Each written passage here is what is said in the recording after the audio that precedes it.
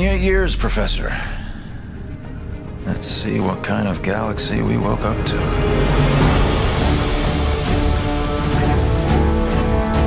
We had a very specific story we wanted to tell, and in particular, new characters that we wanted to introduce. And I think RTS players have higher expectations from story, and we wanted to make sure we did that in the strongest way possible.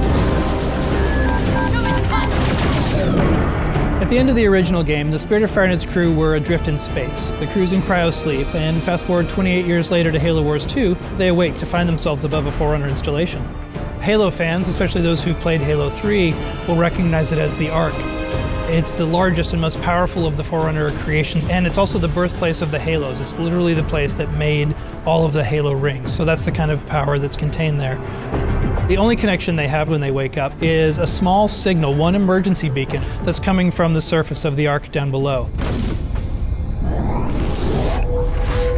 We wanted to put everybody in this position where things are different, things are new, no one's really sure what's going on. You know, Isabel is a very different kind of AI. She's a logistics AI. She's not a military AI. She is not like a Cortana or a Serena. She shows up in a way that we haven't seen AIs behave in Halo before. She's freaked out. She's seen all of her friends die. She's seen her outpost destroyed. She's a little trepidatious, does not want to stick around. She warns them that something bad is still on the Ark and that they need to run away.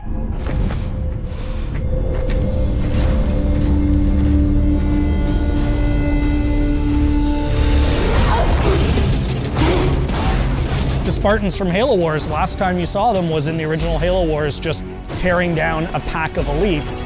And here are those same Spartans being taken apart by one guy. Who is this guy? They meet Atriox for the first time. He surprises them. The Spartans expect a brute, they get much more than a brute in Atriox. There's actually more to this guy. He's not just a really strong brute. He's good at tactics, he's good at outthinking his opponents. That was the genesis of that character, of what if one brute was not only stronger than the others, but also incredibly intelligent.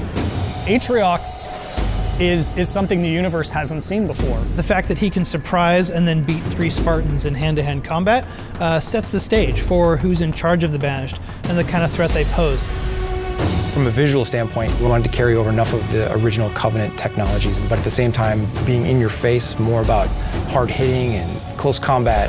You know what a Wraith does if you've played Halo, but you've never seen a Wraith look like this before. Lots of layered armor, lots of ramming spikes, things that spoke to a brute's sensibilities and aesthetic choices. This is who they're going to have to fight. This is who Captain Cutter has to beat. Our astronavigation system can't pinpoint a location.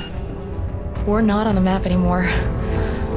But as the captain of this ship, he is 28 years out from his last set of orders. Like, what do you do when you are supposed to report into this hierarchy, but you literally haven't seen them for almost 3 decades?